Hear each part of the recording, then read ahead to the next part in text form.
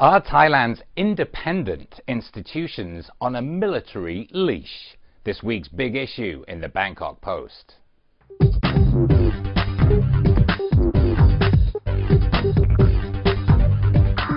This is Dave Kendall with The Big Issue, a video companion to the hard-hitting Sunday column by legendary Bangkok Post journalist Alan Dawson.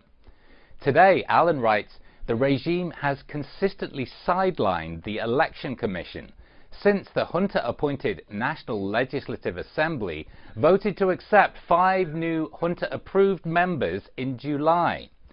Elections will proceed on the schedule, in the manner, on the day, under the regulations of the unchallenged leader of the military regime. Members of the Election Commission will be allowed to carry water. Alan, thanks for joining us. What do you base that on? What's happened recently to support that claim?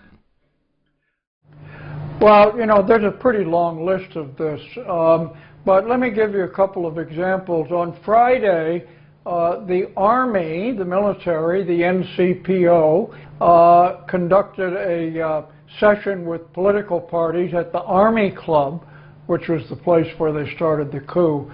The Election Commission was present, did not speak, even though all of the processes to prepare for an election are supposed to belong to the Election Commission. Last week, the Prime Minister, 2 deputy Prime Ministers, all said there will be an election on February 24th.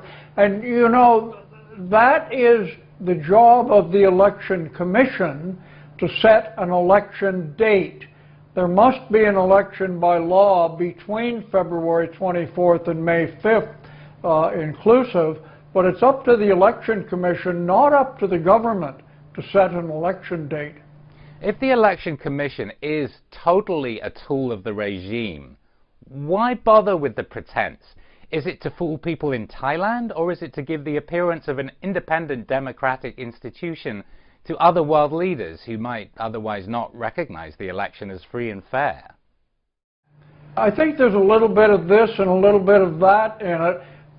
These independent bodies, the Election Commission, the Anti-Corruption Commission, and others, date back to the 1997 People's Constitution of that year, a much admired constitution, in fact.